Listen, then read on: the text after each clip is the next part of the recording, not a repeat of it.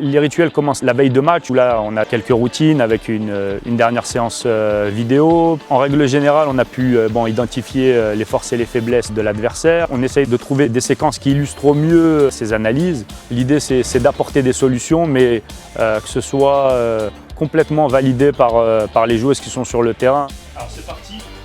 Et là, de mettre une demi-position sur le poste 1. De ne pas être en strict ici, mais de mettre un peu de profondeur.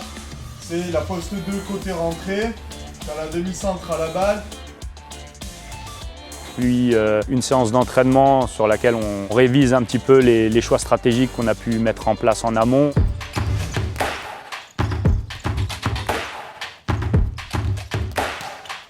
Franchement, là, si c'est combiné au temps fort, c'est pour ça que sur la profondeur, rester ici en semi-strict, pivot, et c'est toi qui sors, d'accord ?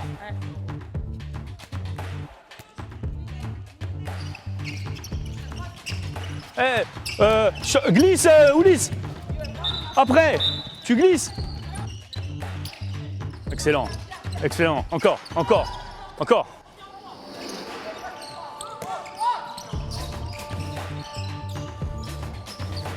Voilà.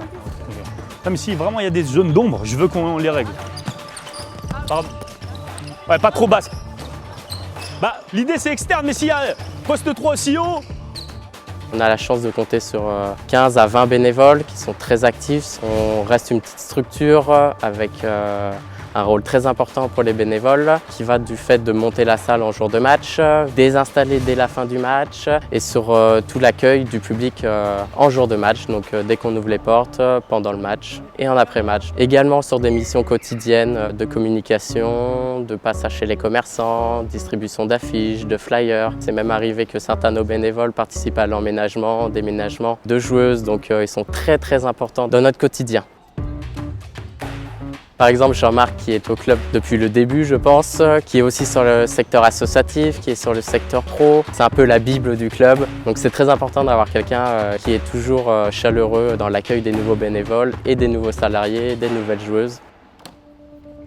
C'est mes filles qui m'ont amené ici puisqu'elles ont joué au hand quand j'étais plus jeune. Donc je les ai suivies et maintenant je suis dirigeant de l'équipe professionnelle. Je fais les déplacements avec elles, je m'occupe un petit peu de la logistique et je suis secrétaire chronométreur. On se retrouve entre bénévoles, on mange ensemble, c'est vraiment une bonne ambiance. C'est vraiment des gens agréables, ouais, les filles sont géniales, les joueuses très gentilles.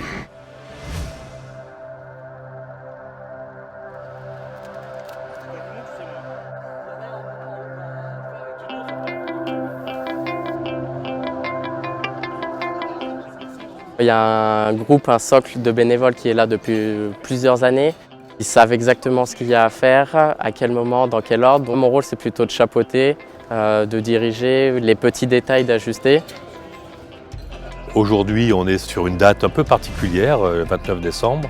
Il va y avoir beaucoup de monde, ça va être un grand succès, c'est Brest, mais à chaque fois qu'on a joué pendant cette période-là, on a eu beaucoup de monde. L'ambiance de match à domicile, c'est toujours une ambiance extrêmement stressante parce qu'on a envie de tout réussir, de réussir le réceptif, de réussir le match bien sûr. On peut gagner, on peut perdre, ça c'est la vie du sport. En revanche, pour tous nos partenaires, pour tout notre public, on a vraiment envie de réussir ces événements. Cet après-midi, on devrait être à 1600 personnes. Ça va être la plus forte affluence de l'année.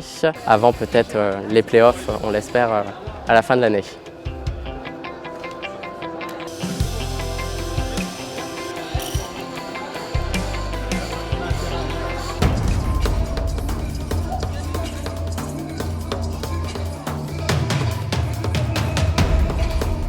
Alitam poste 3, ici c'est Deb, ici on est avec Véro, ici avec Liu, ici on est avec Mel. Sur grand espace, tu la montes, d'accord? Tu la montes parce que l'idée c'est qu'il n'y ait pas de changement attaque-défense, ok? Les filles, on est en apprentissage, mais là, il est aussi temps d'apprendre à gagner ce type de match.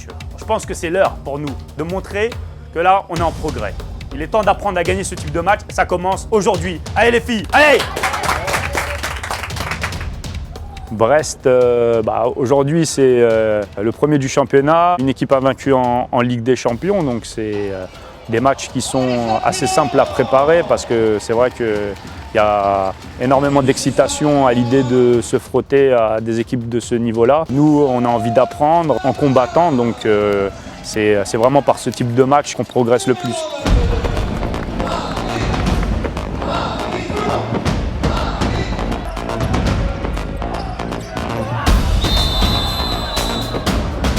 Puis également le fait que ce match-là va se dérouler à guichet fermé. Pour nous, c'est un événement assez exceptionnel de remplir la salle et j'espère que sur le terrain, la fête sera à la hauteur de l'événement. Pensez à vous désaligner plus tôt pour agresser celle sur le porteur de balle, d'accord? C'est cette sortie de balle-là. En attaque. Tu pars de là, Adja. Sauf que tu vas venir jouer sur le poste 1. Allez les filles, allez. Moi, l'analyse que j'en fais, c'est on est passé à travers de notre première mi-temps. On manque d'agressivité. En attaque, on n'exécute pas les commandes comme elles ont été demandées. La deuxième, au final, il y a égalité, mais on n'est pas pour autant monté en agressivité. Donc je pense que ce sera le gros axe de travail pour le match qui arrive contre Bordeaux-Péage. Et comme l'a dit Yacine, à très juste titre, il doit nous servir de leçon pour ne pas reproduire ce qu'on a fait durant ce match, quoi. Bien sûr que tu peux le jouer. Moi, je maintiens par contre que c'est solide et que pour déstabiliser, il faut multiplier les courses. Ça, j'en suis convaincu. Voilà. Après, s'il y a des fenêtres, oui.